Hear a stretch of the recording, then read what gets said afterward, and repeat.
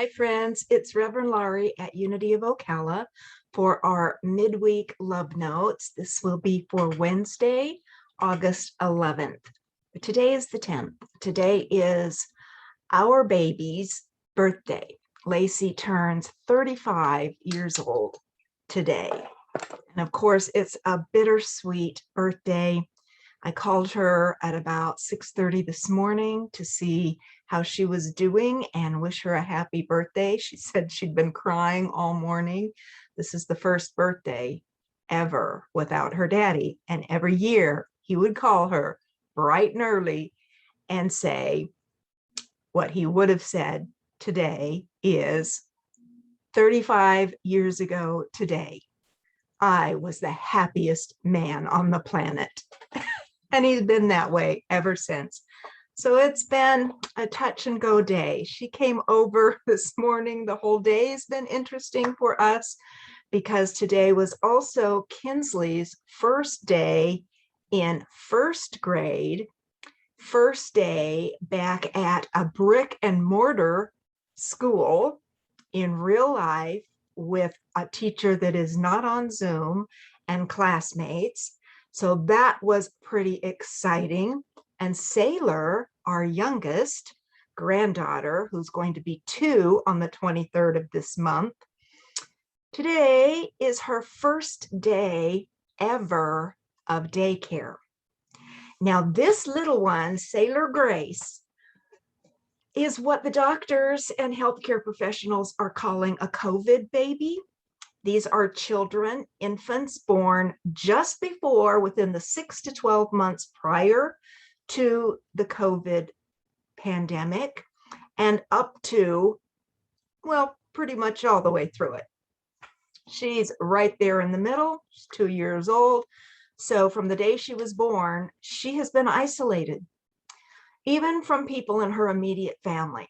So the only ones that she had been around at all in the first year and a half of her life is her grandma and grandpa a little bit, her sister, her mom, her mommy, her Mimi, and Papa, my daughter-in-law's parents.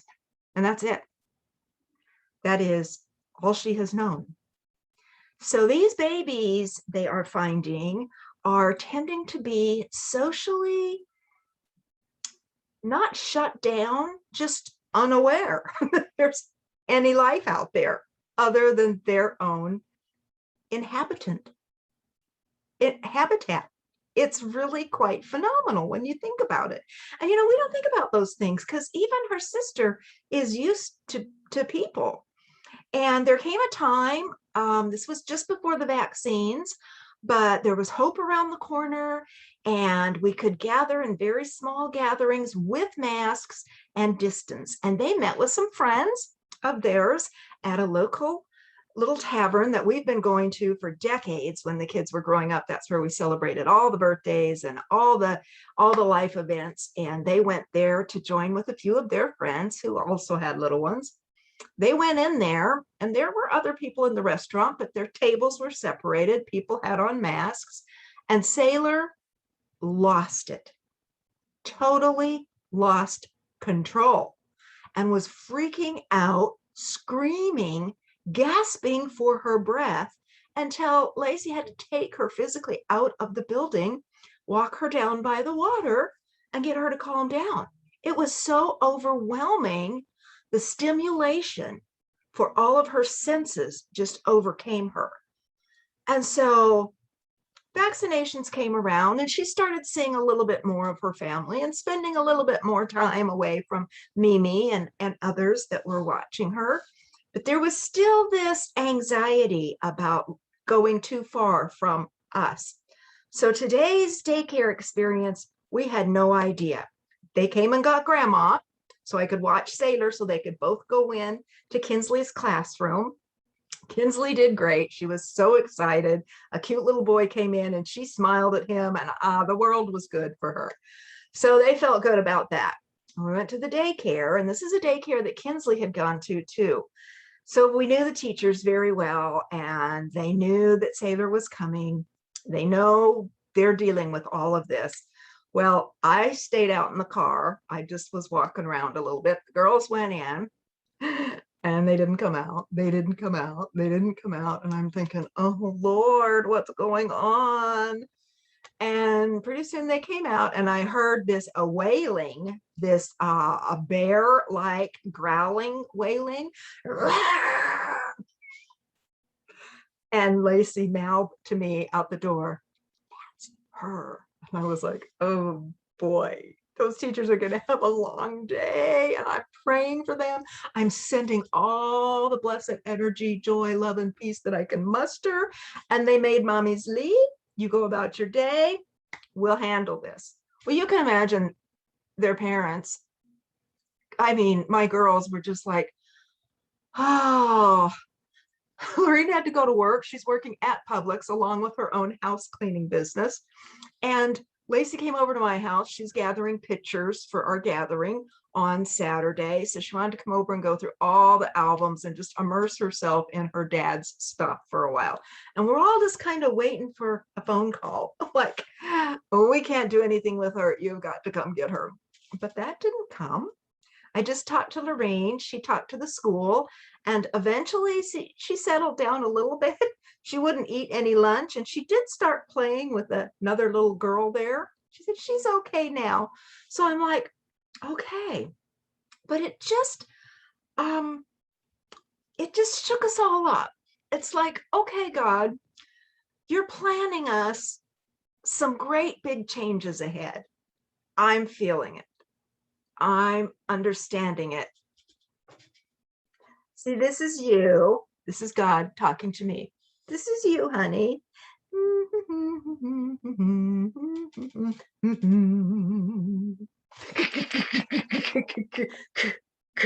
Plop. And here I am in a brand new territory, feeling my way through, feeling waves of stuff.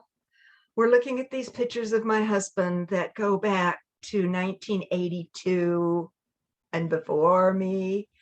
And I'm just having all of these wonderful memories and gushings of emotion.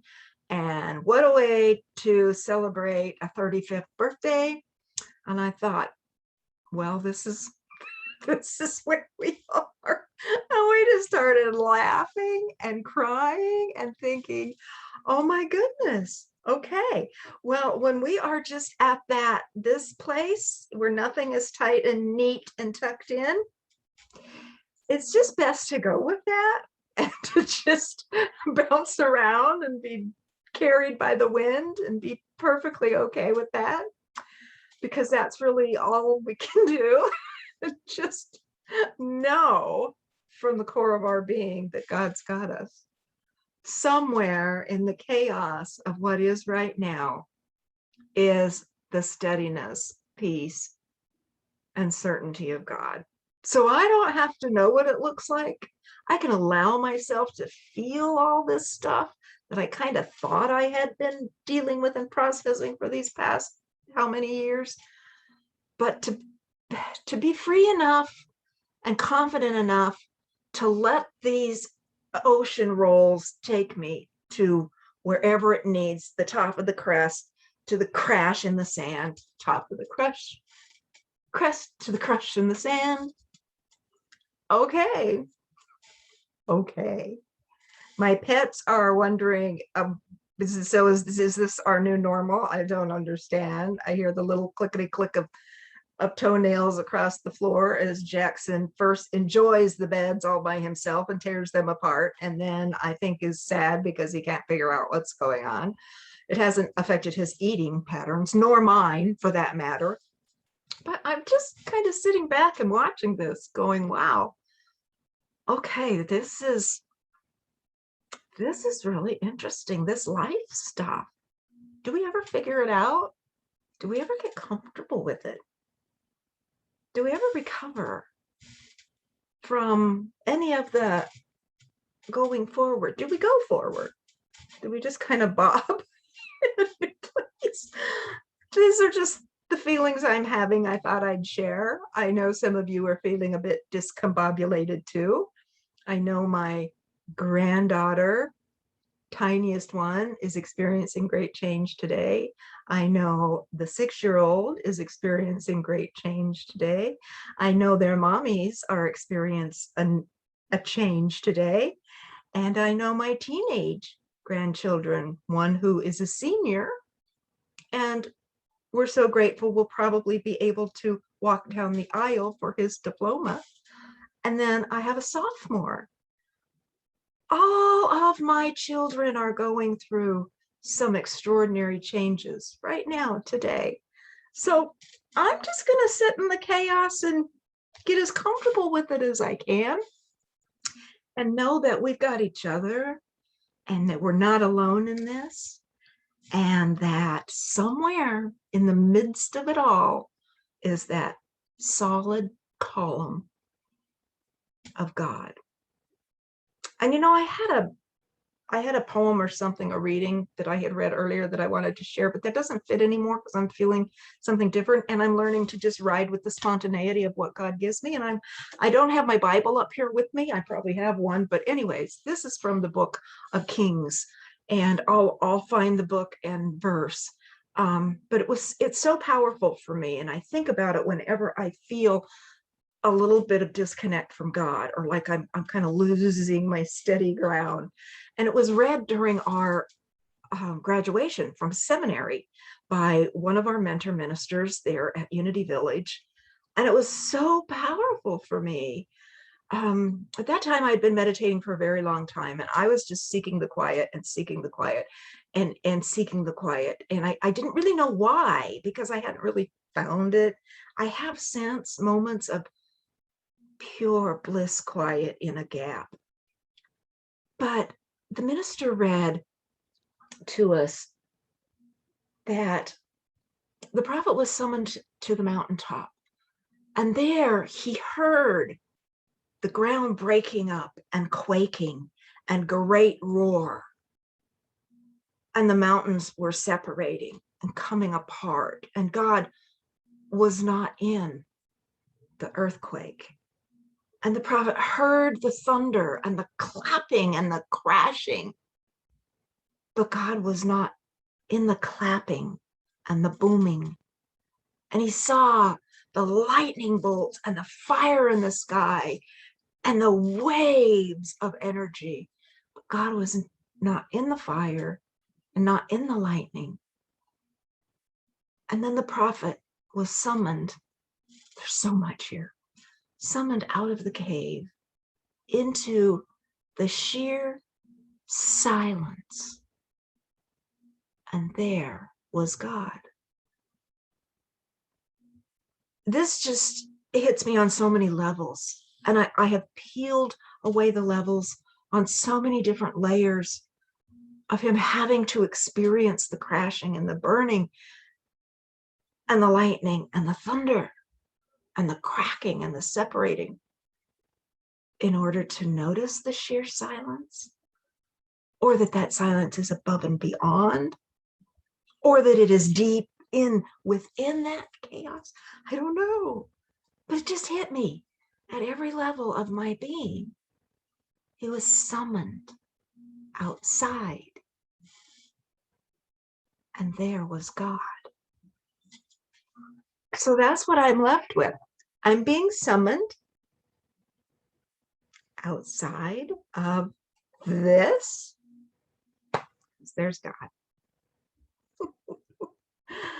I'll see you Sunday. We're going to dive a little deeper into Matthew and the power of divine will, buffing the gray of us, that veil that covers us, into a polished, shiny, mirrored silver. And there we'll see God. I love you. God loves you. See you Sunday.